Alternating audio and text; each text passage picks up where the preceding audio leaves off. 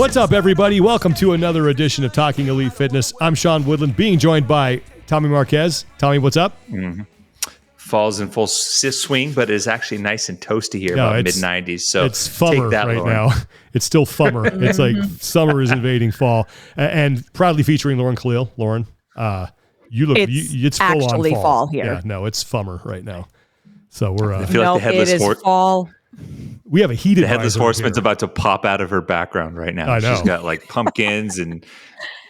And right here on the television all afternoon playing in the background has been Harry Potter. I'm going through all of the episodes because it's the season. Okay. Nice. I thought Harry Potter was more of a holiday thing. It is. We're in October. It's the holiday season, Sean. No, it's not. Should we have this debate? Yes, we need to have this debate because it's not the holiday season. That's November. Sean, we did the fall things draft with Danny Spiegel back in the day. And that's right. She did draft Harry Potter. She took the Harry Potter marathon. All right. Who am I to question the Harry Potter knowledge of one Danny Spiegel? All right, fine. But we're not in the holidays. Okay. Today we're going to talk about what's going on with the Dubai Fitness Championship. We've got some news about the Rogue Invitational, and Tommy and Lauren did an interview with Mitch Bragg from the PFAA in SoCal. He had some cool things to talk about as far as the structure of the PFAA, some of the things that they're working on that you're not hearing about, what's going on with other than the very public facing stuff that they're doing right now, and just some other good information to have about that organization. So we will play that later on in the show. But first, we want to thank our sponsor for today, and that is Thirdsy, the recovery collagen drink that you take right before bed.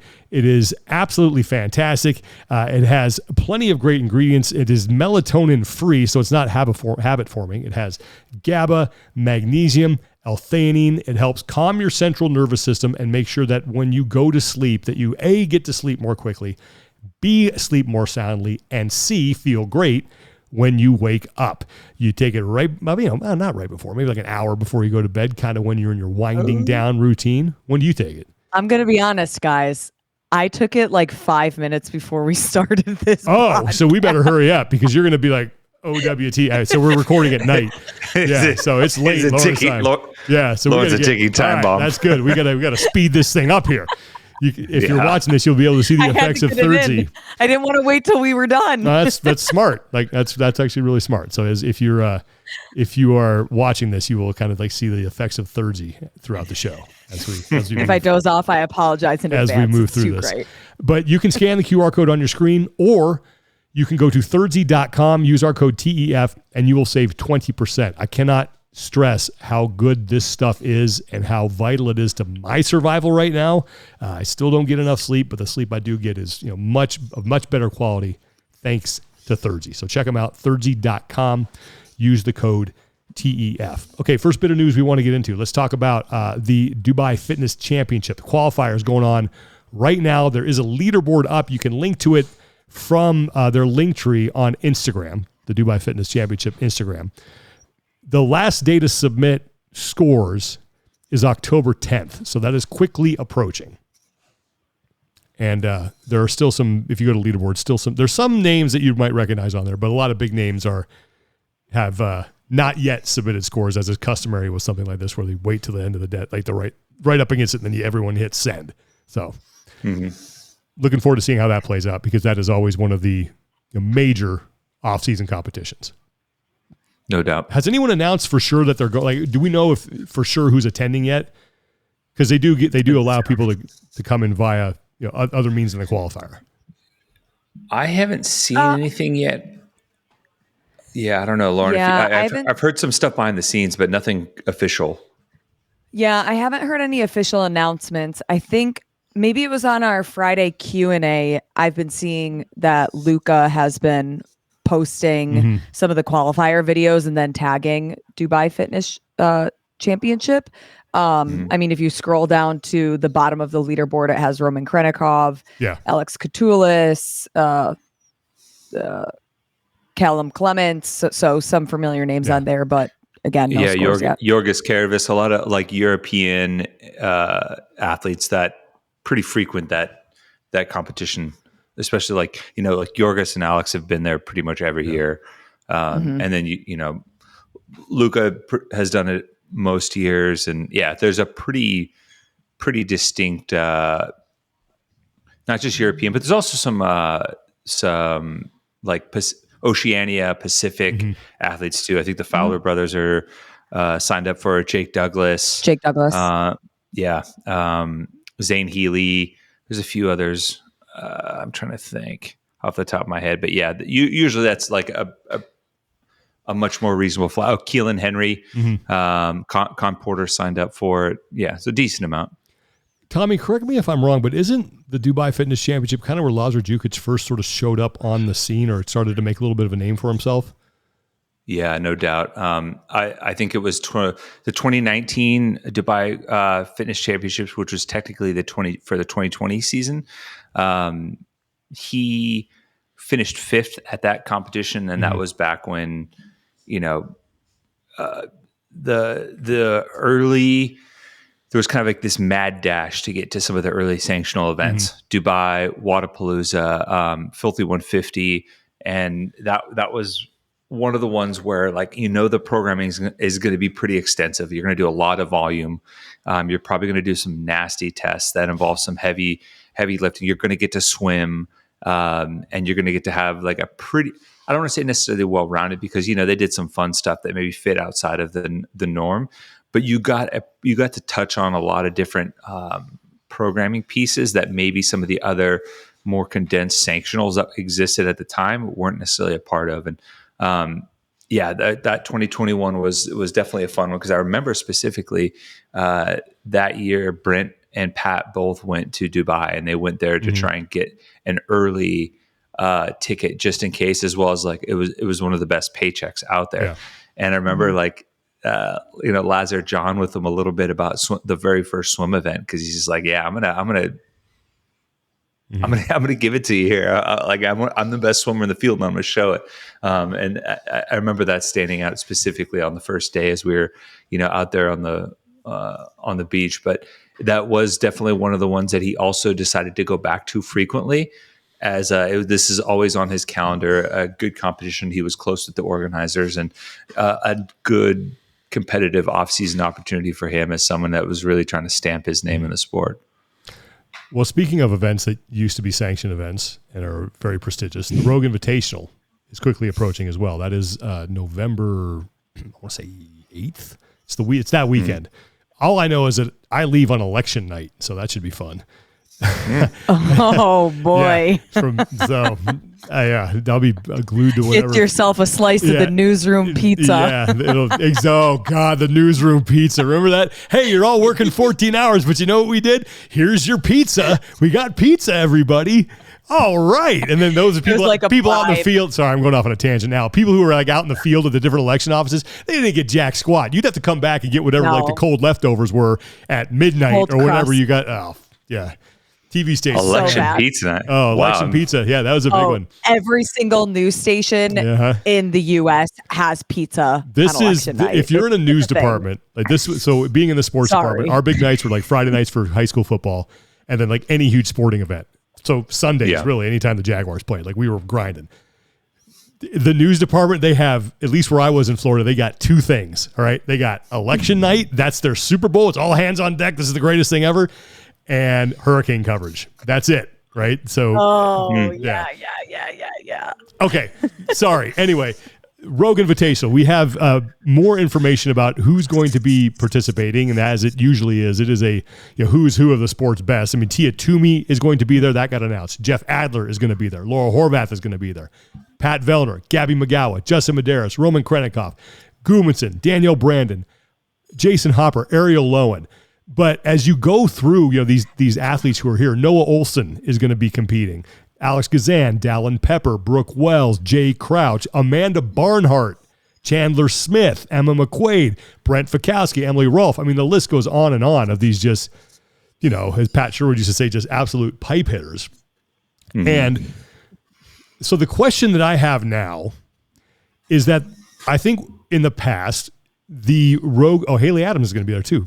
And Sam Kwan. So it's a lot of good athletes are going to be on display here. And that's just in the CrossFit competition. Strongman competition is going to have some really good athletes as well. But focusing on the CrossFit competition, since the Rogue Invitational's inception, I think it is kind of occupied as far as how winners are regarded. It goes games, and then Rogue Invitational is probably second, just based on the talent that's at that field.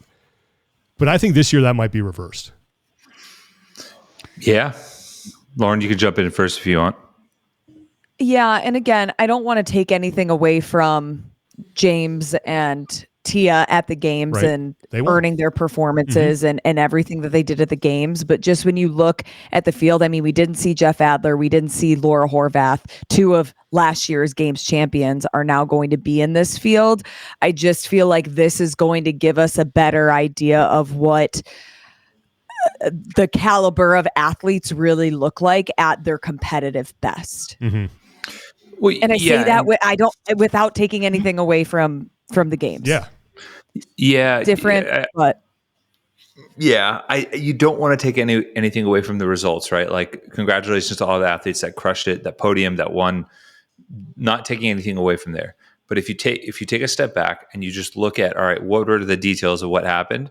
You now, like, we know that the athletes stepping onto the floor at Rogue are like emotionally, spiritually going to be relatively whole, right? Which they weren't in Fort Worth.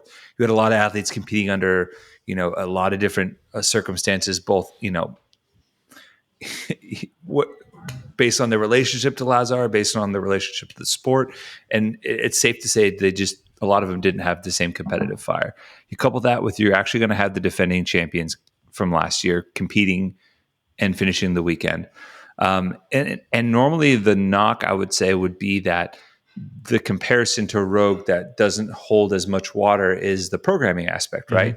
Because Rogue will take more creative liberties to do some cool stuff, some spectacle type events, and they're not concerned with crowning the fittest, so they're not beholden to the like programming board that would normally go associated with that.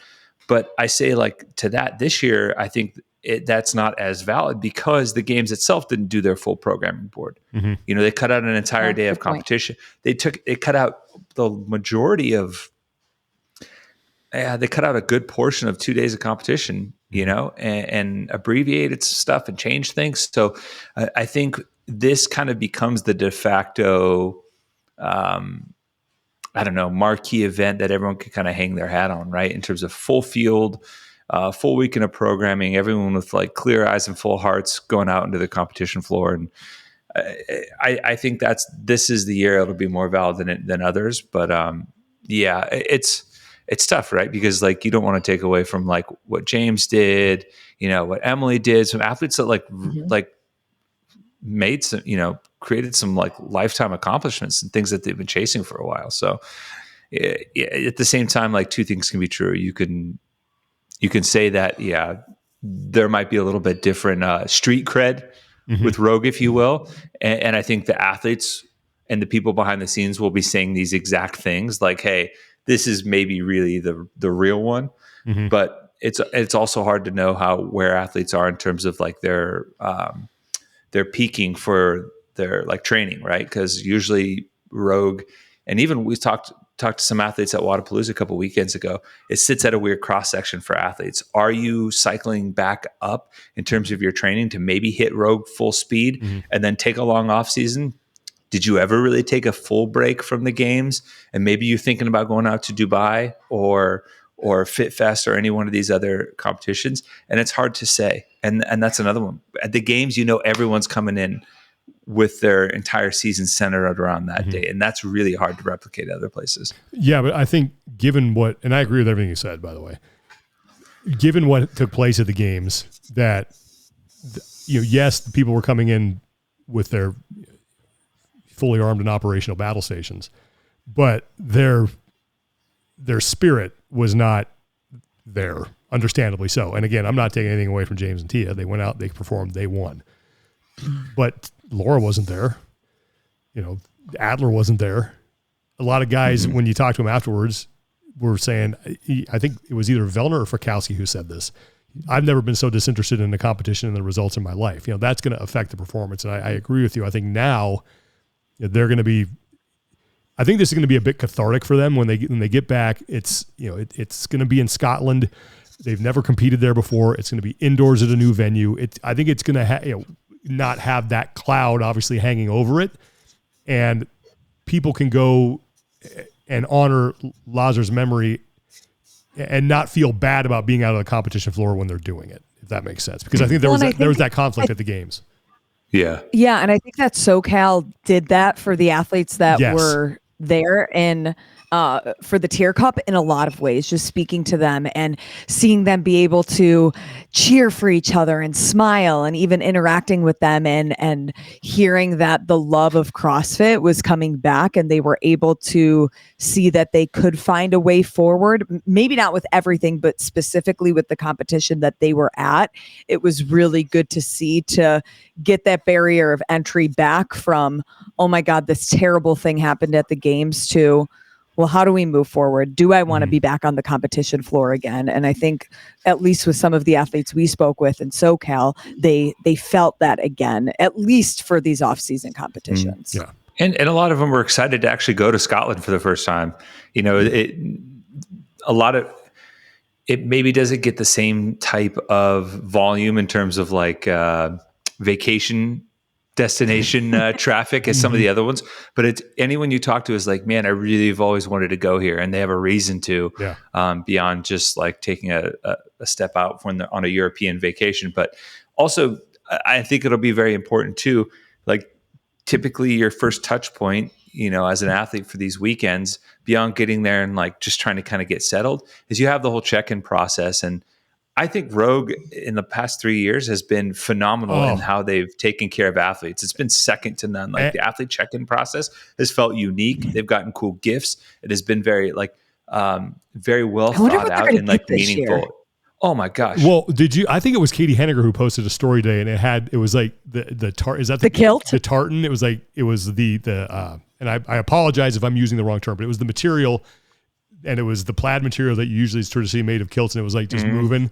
And because then Mike Halpin, he posted that, and then he reposted him in a picture wearing a kilt. Oh, I've always wanted one. I mean, I have pretty deep Scottish roots on my dad's side. Well, now you're going to get one. Well, we'll see. But another thing that they do, that Rogue does, which I think is absolutely fantastic, is they have the legends there, and they do the sort of legends meet and greet for some of the fans that pay for that. And I mean, over there in Scotland, where they haven't had a chance to meet a lot of these people ever, I can't wait to see that dynamic. You're going to have these, you know, OGs of the sport hanging out with the fans. And then the other thing I can't wait to see is that I think, and I've said this before, the strongman, strong woman competition at the Invitational has kind of taken a back seat in the United States to the CrossFit competition. I honestly think that might be reversed in Scotland, or at least it will be equal.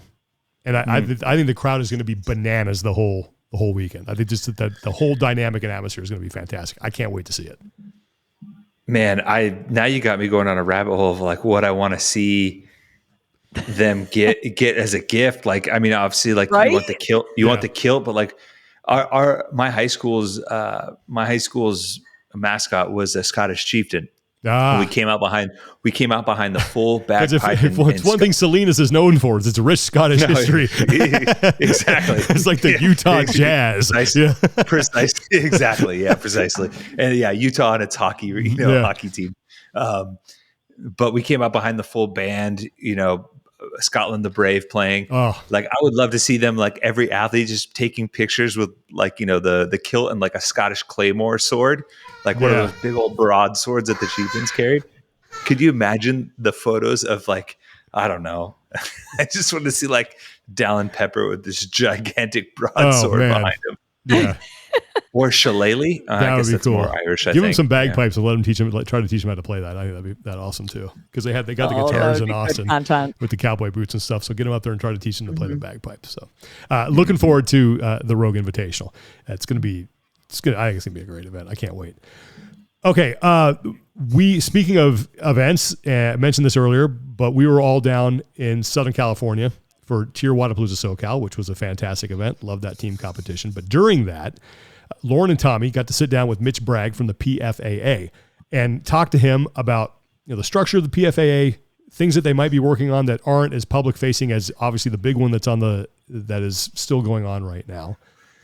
And this is the conversation that Lauren and Tommy had with Mitch Bragg of the PFAA down in Huntington Beach. Live from Wadapalooza, SoCal, Lauren Khalil, Tommy Marquez, Mitch Bragg with the PFAA, and it's a beautiful day in Huntington Beach, California. Thanks for joining us. Yeah, thanks for having me. It's amazing here. It's a little breezy, but hey, it should be good still. For maybe people who don't know you or haven't seen you before, the Chief Growth Officer, can you break down exactly what that means and what it all entails for your position with the PFAA? Yeah, so as you said, Chief Growth Officer, and I'm responsible for identifying and overseeing partnerships with brands and events that will help further the mission of the PFAA. When we talk about the PFAA, this is the first event since the CrossFit Games that you guys have had a really hands-on communication and involvement with an event. What has that process been like? What are some of the successes you've seen, and what are maybe some of the things that you can also see for improvement, not just for this event, but also other events you guys are involved with? Yeah, that's a great question, Lauren. I would say, this isn't our first rodeo with Loud and Live Wadapalooza team. We did Miami earlier this year, and it's a great relationship. We appreciate Dylan and his team extending an olive branch to work with us. Some of the things that we established early on are we were able to review the programming, just a private small group of myself and my colleague Grace Paulus, who's the COO of the PFAA, along with a couple of athletes that aren't competing. And they were able to review the programming. They were able to analyze whether it seemed like a good volume. This is not meant to be a beat you down, tear you up type event. And so they were able to opine on that. So that worked really well. And it still provided an element of, an unknown element. The Brent and Pat and, the other faces of the PFAA, they had no knowledge of what went on. And so that was really helpful to kind of get a perspective on even something like the standards. Is it, where do you hold a kettlebell? How do you lunge? One of the things that we were joking about was, how are they going to perform the GHD movement that they have coming up here this weekend? And so those are a couple of things that we saw work really well. Some of the things that always can get better at every event are certainly communication with athletes. When we were down in Miami earlier this year, there was a contingency plan that had to be activated due to the rain, and one of the things that was maybe a fault, and Dylan and his team, acknowledged this, was maybe the communication could have been quicker and it could have been smoother. And hey, that's kind of a there's not really a ton of harm that can maybe come out of that in the long run, but in the micro, you might have athletes kind of scrambling around saying, oh, well, do I have to be there at 2 or 3? So athletes getting communicated to, and events, letting them know what schedule has changed. That's kind of a micro example of something that all events can do better, certainly at. I think communication and safety are two things that are at the forefront right now, especially given the current events. And I think that's something that you hear from the athletes consistently. Yeah. Is there anything else maybe in the hierarchy of what you guys are focused on that maybe doesn't get as much press, or that you guys think is paramount and isn't being talked about enough? Yeah, so I appreciate that, because one of the things that even long before what took place at the CrossFit Games occurred is I was meeting personally with a number of events on behalf of the PFAA to just learn what the PFAA can do to, it's a little bit of a buzzword, but bring value to them. And that could be reviewing programming, that could be helping them identify the volume of an event, that could be ensuring that athletes are communicating in advance.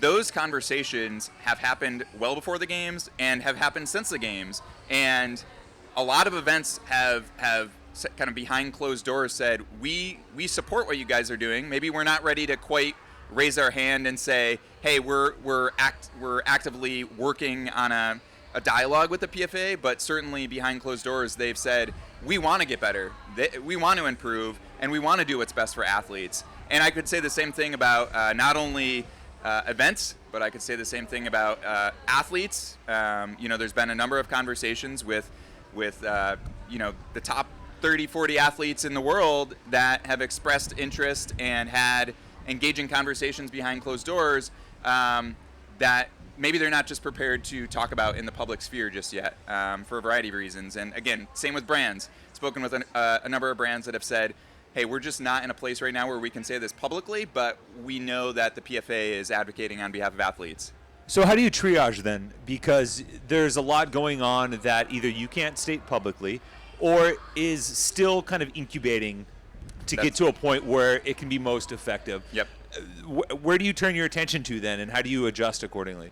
Yeah, actually, I really like that word you use, incubating, because if you think of it in the normal business sense, you might have a business concept or a business idea that you incubate behind closed doors, that you allow to kind of, without the knowledge of the public, if you will, take place and kind of beta test it and pressure test ideas that you have. And so that's a great way to phrase what we're doing right now is going out to a number of well-known brands, event organizers, athletes, and saying, what if we were to do this, or if we were to announce this, or if we were to explore this, what do you think their sentiment would be? Now, we're always going to be everything you say could be criticized or analyzed in the aftermath, but I would say we're doing our best to kind of pressure test those things behind closed doors before we bring them out into the open, especially in just to make sure we're vetting them, I guess, as best as possible. And sometimes getting through all of that noise is one of the most challenging things, and seeing what type of criticism is truly worth value and taking feedback. But when you think about getting pushback from whether it's getting all of the athletes on board or getting a competition on board or brands, what is that? Is there like one thing that people are saying that is the pushback of why they wouldn't necessarily want to partner with the PFAA or publicly announce that relationship? I wouldn't say there's necessarily one thing that people are consistently saying. I think one of the key pieces of feedback that we received in sort of the aftermath, if you will, of the 3 demands that we put out shortly after the games is that anybody that partners with us wants to feel comfortable saying, I represent them and the messages that they're putting out. And I think that's a key thing that I take to heart. It was Blair and Ben Alderman that said basically, hey, when you put that message out, you have to understand that it impacts us. And I probably didn't empathize with that enough that when we say anything or do anything, brands are going to feel that very acutely, and events are going to feel that very acutely. So it's really important for us to scrutinize things and make sure that they're kind of sort of sincerely held beliefs that we analyze. So, looking at the work that has been done from, of course, before the CrossFit Games, but truly from the CrossFit Games up until now, we have the list of demands. What are some of the things that at least you can speak about right now that are going on behind the scenes that can kind of keep moving that needle forward? Yeah, that's a great question, because it's easy to forget that the demands are kind of this public persona of things that are going on, but we're actually doing a lot of positive things in the background. So we mentioned about Wodapalooza. We've identified a number of events that we believe would be key partners for doing something similar in the future. We're definitely have been exploring the opportunities that athletes have to compete at high level, high caliber, well-respected events that could perhaps fit into a cohesive, storyline from event 1 to event 2 to event 3, kind of that through line that you might see in maybe more quote unquote mainstream sports, right? That the media folks, whether it's you or whether it's even a more somebody like ESPN could cover on a more consistent basis, because as we know right now, that's one of the difficulties for maybe a bigger media partner to come into play is there's not an event where somebody can say, okay, week 1 it was Tia versus Laura, and then week 2, they're back again, 4-6 weeks later. Right now we don't have that, so I would say those are the types of conversations to see what the appetite is for athletes, for brands, for events to do something like that. That's an interesting big picture approach, and I think a lot of people can focus in on wanting athletes to compete more, wanting more earning opportunities, wanting more professionalization of the sport. But to start to codify that a little bit into something that's actually actionable is a much bigger task. It is. Can you definitively say that there is maybe that end result that you guys are chasing right now, whether it is a professional sport on ESPN, like that fit those kind of boxes to check? Yeah, I mean, I think that I'm not a fortune teller, obviously, so I can't see the future. That would be an awesome sort of pipe dream for us. I mean, I would hope that anyone that wants to see the sport not only succeed in the next 1, 3, 5, 17 years, whatever the number is, would say you have to have a good media partnership in order to grow. I mean, it's no secret in every other major sport that media is the key to growth, because if you're not telling stories about your top athletes who are the ones competing on the field of play, then really what are you doing then? Surely the events on the field of play matter in the microscopic, but in the big picture, if you can't tell a story from week to week or event to event, it's not literally week to week. I don't want anybody to think that we're talking about week to week grid league style here. But event to event, that athletes have a cohesive story over the course of multiple stages or whatever you want to call them. That's really important, and if it's key to longevity and financial success of every sport.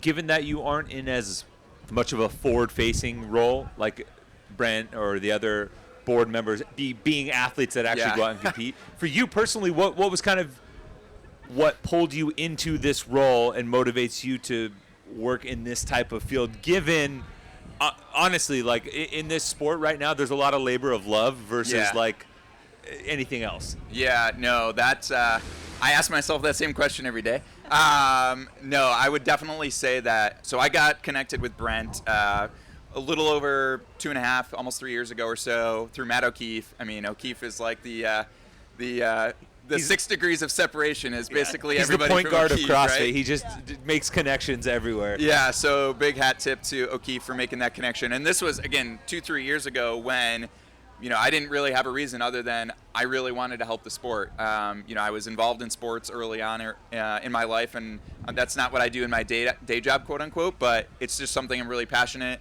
I, started my CrossFit career in a box, much like pretty much everyone else, and that's one of the things we always want to remember is, almost every athlete, I'm pretty sure every one of them started their careers in a box, just like sort of the three of us do. And it varies in degree, right? I go in there and I lift 225-pound deadlift, maybe not anymore. So that's what drives me, is to just help improve the sport so that my kids and others in the public can see these athletes do these amazing things. When you think about a timeline and moving that goalpost forward, do you have like lists of things that this is going to be obtainable in 3 months. This is going to be obtainable before the Open next year. And this is something that we're really shooting for the moon, and maybe the next generation of athletes will be able to see? Yeah. I wish I had a crystal ball and I could predict the future, especially because we definitely want to honor the, respect the timeline that CrossFit is laying out in some regard, because I'd be lying if I didn't say that, a lot of the athletes, if not all of them, they respect everything that CrossFit has provided them over their careers. Nobody has ever said anything otherwise. But at the same time, if we didn't start making plans, it'd be too little too late if CrossFit came out and said, hey, we're not going to change a darn thing whenever they finally, make a substantive public response here. And if that's the case, that may be too little for us to act. So in the near term, like I mentioned earlier, we're having conversations with events that would be potentially interested in helping athletes compete as an alternative, in the event that it comes to that point. And I don't think it needs to or will necessarily, but we would be poor planning if we hadn't done that in advance. Do you feel comfortable publicly saying what that timeline is, looking for a response to some of the demands from CrossFit and how to move forward? I mean, I don't think we have there's no timeline in us. I mean, I fully, as an individual, I fully respect that they need to take their time doing that process. But at the end of the day, if we use what has historically been the CrossFit season, time's running out. I mean, for athletes to make their plans to compete, to start training and everything for February, that's usually the time frame, right? There's 3 weeks in February or so, or March, and then everything kind of waterfalls from there. So if we don't make a decision, if they don't make decisions soon, it's going to start impacting the athlete's ability to train. Now, I'm not an elite athlete, so I don't know the specifics of the warm-up time or the build-up time to an event in February, but certainly you're not going to want to be releasing details, last minute, because then athletes aren't going to have any time to, do the adequate preparation and whatnot. So you kind of touched on this a little bit earlier when I want to ask you, what is it that the public perception is most off base about the PFAA, and what are some of the roles that fall within your purview, if you will? Yeah. Just because we discussed some stuff that maybe is going unseen. Yeah. But I'm also like, there's always discussion around, well, the athletes should be doing this, or they should be doing this, and your boots on the ground being like, no, this is really what we should be doing. And I'm curious where the misalignment is. Yeah. I would say that one of the misperceptions is definitely that we only want to see this massive change in the sport because it's been sort of a witch hunt or a head hunt, and that's not at all the case. I mean, a lot of the athletes, as I mentioned earlier, they truly value the platform that they've been provided with CrossFit, and I think that's probably one of the biggest misperceptions is that they don't value it, or that they don't love the sport for some reason because they made personal decisions on any given day. Yeah. But they want to see the sport grow, and that's probably the key. Is I think Tia said it in her post that this is about a legacy. For her, it's personal because she's such an amazing athlete, and she wants to honor her children seeing it in the future. But for each athlete, that might be, depending on where they're at in their career, that might be something different. Pat and Brent, obviously they're closer to the 18th hole than most. I'm not sharing anything out of turn, but just the sheer age of things. Totally. Whereas maybe someone like Dolan or James are earlier on in their career, and so they're going to analyze things in a different way. So I think from what I've heard from those that are, again, closer to the end, they're saying we want to leave the sport better than we found it, and we've seen things that maybe others haven't experienced, and there are probably folks in the middle of the stage in their career where they haven't seen it all, but maybe they're not as prepared to make that leap and say, I want to leave it better, because they're in the thick of it. Maybe they're just not as aware of how it might evolve over the next few years.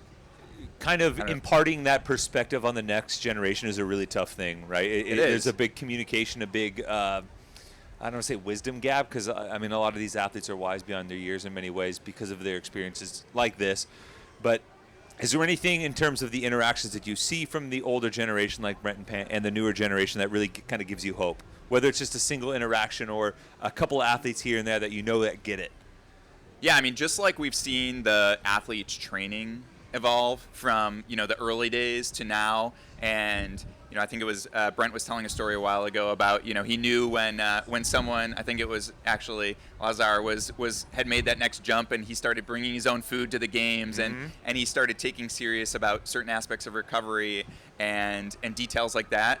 I would say that's probably the level of detail that we're looking to bring to the entire sport. Is like, all right, when we have an event, not a tragic event by any means, but not that necessarily. But when we have a competition, we'll say, and there are mistakes made or learnings to be had, how are we documenting and learning them so that the next, that's not a mistake that's made again? And even like I said about communication, if you know that athletes need to be communicated an hour in advance, then just document, hey, communicate with athletes an hour in advance. So that's probably something where athletes are doing that evolution in their training, and I think that's probably what they're looking for, broadly speaking. Yeah, that's a tough thing to overcome too, especially with a sport that has such a well-established kind of grassroots base, right? Because when you show up to a competition and everything's done by the book and super tight and super well organized, it doesn't quite have the romantic feel to it of like, oh man, remember remember we did that workout? We didn't even have like markers, and we were just throwing down in the dirt. Like that doesn't have the campfire side appeal. It doesn't. 5-10 years down the road, but it's ultimately what's going to make you more successful. Yeah, I mean, I love the element of nostalgia. I mean, I'd be lying if I didn't say I didn't like the cartoons I liked as a kid. But at the same time, you still have to evolve, right? And you still have to grow. And I think it's all about, honoring. I say colloquially, internally, we have to honor the legacy. Like, I love that grittiness. I work out in my garage. I still love that. My barbell's a little rustier than I would like. I don't blow the leaves out of the garage as much as I would like that. So you have to find that on the personal side, but then the sport doesn't need to change that either on some regard. It doesn't mean I'm not looking for bubble wrap and the Michelin man out there for the athletes by any means, but you can certainly do that while evolving the sport. If you look ahead to 2025 and you could only pick one thing that's implemented and you look at it and are like, okay, this was a huge win for the PFAA. I really have a lot of hope in it. What would be that one change or new implement that you would like to see? I would just say overall, just communication and making sure that athletes' voices are heard. If nothing else can happen, to have a unified voice of athletes be heard to event organizers and it's kind of a buzzword, but the broader ecosystem, and say athletes are united on these 3, 5, whatever, 7 things. I think that would be one thing that if we could communicate as athletes in one unified voice on a number of key issues, that would be great, because we're not really progressing things if there's division amongst on opinions. I mean, that's not going to help the sport grow. So communicating one level of unity. So awesome. Mitch, thank you so much for joining us here in beautiful California. Thank you to everybody who came out and listened, and our listeners at home, and we hope to catch up with you soon. Thanks for having me. Big thanks to Mitch Bragg for taking the time to sit down with Tommy and Lauren. I really appreciate him doing that. We want to get to our community support because there's a big one that we want to talk about. And that is, everyone here in the United States is aware of what happened with Hurricane Helene and the damage that it caused across the Eastern Seaboard. And this is from Summit CrossFit. And I will read from the post here. We've never been in this situation before. We're usually the ones putting together 2 to 3 fundraisers a year, but Summit needs help to reopen the doors. We never thought we'd suffer through a catastrophic hurricane, and our insurance will only cover 1/3 of the damages. We're getting a lot of how can I help from out of towners, and the easiest way is to make a contribution to our GoFundMe page. They have a link in their Instagram account. If you're listening to this, it's Summit_CrossFit. Going back to the description here, it'll go towards repairs, new equipment, and supporting the coaches while we are closed, some whose main jobs are the gym. We are grateful for anything you can spare. Members, if you are planning on keeping your memberships active, we appreciate you so much. You are actively contributing to rebuilding Summit. Please know we'll make it worth your while when we come back stronger. We will be finding ways to keep you active while we rebuild. So look, I know there's one thing that this community does during a time like this, and that is rally. If you can just help Summit CrossFit with any amount, if a lot of us do that, like they'll be good to go here. But let's get this gym back on its feet. And Tommy, I know you've talked to people kind of on the ground there. I haven't been able to do that, but I know the devastation is terrible. It's just awful. I mean, Asheville is a awesome city. It's up in the mountains there, and it's just not necessarily one that has been prepared for something like this. Mm-hmm. And one of my best friends from growing up lives in Asheville. He has family that has lived there for the larger part of 2 decades. And just kind of catching up with him, and thankfully, like, they're safe, but so much of the town has just been wiped away and has been underwater. And right now the entire town is this massive state of emergency. Mm-hmm. No running water, no power since last week. They're saying, they're anticipating no water for certain parts of the area for the next 4 to 8 weeks. Oh. So, you're talking, businesses, family, people without running water for, over a month. And they've been, a lot of people there have been notified, like, look, if you have to leave, you also have to understand, and this is a really, really unfortunate aspect in times of like tragedy and disaster like this. When people leave, incidences of robbery and looting go up. So if anyone's listening, and just by chance, I'm sure I don't know if this is going to necessarily be educational for anyone, but like that is something you have to keep in the front of mind. And a lot of people have been warned about that. So some really tough times ahead for them as they try to rebuild. So obviously, if you can try and support that. They do have the GoFundMe set up. Like Sean said, if you go to GoFundMe.com and you just look up Summit CrossFit, the title of the fundraiser is Rebuild Summit CrossFit. And it lists the benefactor as supporting Leslie Marie Cardix, and she is the owner. So it's they're getting close to their initial goal, but hey, you know, like let's blast past that goal and help get, you know, the entire community get back on their feet. It's that's just heartbreaking. You see the videos and everything that's run across the news story, and it's a really, really cool town that's been hit by something just awful. It's one of those things that's truly unfathomable. You just, you know, unless you've been through it, you know. Yeah. So wish them the best of luck. Summit_CrossFit on Instagram. Go to the page, go to the GoFundMe, or just go to GoFundMe and look up Summit CrossFit. Let's get them the help that they need. Yep. Okay. Before we close out, PRs and no reps. We got a no rep to start with. I'm going to no rep the Los Angeles Rams red zone offense. They are amongst the tops in the league in getting to the red zone, but amongst the bottom of actually getting into the end zone. So they're like me in high school, you know, just I could get there, but always just getting put to the friend zone, not getting across the finish line. We're just like, we're kicking field goals the whole time. Right. So that was it. It. So the red zone is the friend zone right now. Just, yeah. Oh man. It ain't pretty. It ain't pretty. So no rep to that. That's tough. Cause I have Kyron Williams, but he's still, he's still scoring, right? He's still scoring. He's still doing great, but you just think about more of what could be, right? It's bad. Yeah. All right. Lauren, anyway, you got a no rep? I don't have a no rep this week, just a PR. All right. Oh, okay. Okay. Well, I'm a positive. I'm trying to think. I don't think I'm just going to take this to say one last time a no rep to Oakland A's ownership, because Coliseum had its last game last week.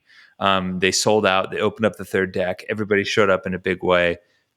A ton of cool moments there. Barry Zito sang the national anthem. Oh, cool. Dallas Braden was on the call. You know, got to go down and get some dirt from the mound at the Coliseum before he left, because he pitched a perfect game there. A lot of really cool memories. A lot of things that I choose to remember. One thing I won't want to remember is how awful John Fisher is as an owner that led to this situation. So that's my final no rep for the A's for this season. I've probably no rep. I feel for the times. fans, man. I really feel for the fans. That sucks. All right, Lauren, you start us off with your PR.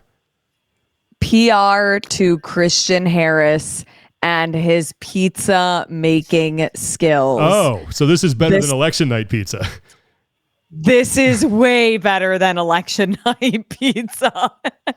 So this past weekend, I was working an event, Fight for the Fittest, and he does the programming. So him and his wife live close by. And after the event on Saturday, he invited a couple of us over to his house and said, I have this like pizza oven. Do you guys want to come over for some pizzas? And let me tell you, I'm a little bit of a pizza snob. If I'm going to waste my macros on pizza, like that shit's got to be good. Like that pizza we had in Huntington Beach. That was good. That was good pizza. That was very good. That was a different style pizza. I didn't know that I was going to get on board with it, but that was good. Even the next day, that was really good. Yeah. I like but that. the crispy to like doughy ratio was perfect. He did burn one of them, maybe two of them, but other than that, can't make an omelet without breaking a few eggs. Exactly. All right. Yeah. Okay, that's a good one. Tom, you got a PR? I'm going to PR our the first annual CrossFit West end of summer slam scramble that we had this last weekend. So we had you had a nice shot on your Instagram of you hitting. I did. I saw that. Yeah. You look good. I'm going to repost some more of it. Some more stuff. I've haven't been spending a bunch of time on social. Me and my wife are trying to stay off of it a little bit more with our baby coming. But we had a huge group, of the biggest group that we've had yet. We do an annual holiday scramble for all the golfers in our gym, and we had even more show up. It was a blast. We had a ton of people mixed together with other people that we don't normally train with. So I was in charge of organizing groups and trying to get people who don't naturally train at the same class times to get to play together. And it was a blast. We had a great time. Give out some prizes, and we're looking forward to the biggest one yet coming up during the holidays. So excited for that. And one more PR. My wife for putting up to get with me for 2 years officially now. Oh, so that's right. We had congratulations. That's happy anniversary. Yeah. We had our anniversary yesterday, and happy anniversary. Well, I don't know when this will post, so it might be a few days later. But we had our second year, and it went by quick. And that's crazy. She still I'm still above ground, and she still enjoys spending time with me. So that's a lot. Wow, that's great, man. I'm actually gonna PR my son. He is in a TK, so like the year before kindergarten and kindergarten combination, and they ran the mile, and I don't know how this happened, but he had the fastest time in the class. Oh, damn, you got a running boy? I'm like, I looked at my wife, Sean? I'm like, that is clearly your genetics. That's your wife. That's your wife's 100%. 100%. In fact, it's probably like, double hers to make up for what like my genetics dragging that ability down. So yeah. Anyway, that's pretty cool, right? I was like, hey man, good job. He's got the record apparently. So I was like, okay, kid can run. Dang. So fastest in the class. They'll test it again. So who knows what happens then? But I have a feeling half the class ran off into the field and was just looking at bugs and picking flowers. But he ran. They just scattered. Yeah, just exactly. But he stayed focused. He's got discipline. So that's right. Great quality, Sean. We'll see. All right, that is going to do it for today. Thanks, everybody, for listening. Thanks for watching. Thanks to our sponsor, Thirdsy. I can see Lauren's, the eyelids are starting to get a little heavy, so the Thirdsy's working, getting ready for sleep tonight. You can go to Thirdsy.com, use the code TEF. You will save 20%. That is going to do it for us. Thanks so much, everybody. We will talk to you soon. For Tommy Marquez and Lauren Khalil, I'm Sean Woodland. Take care of each other. Be better, and we will talk to you guys next time. At the start of a first date, if it's good, I don't want to wait. When the feeling's right, I'm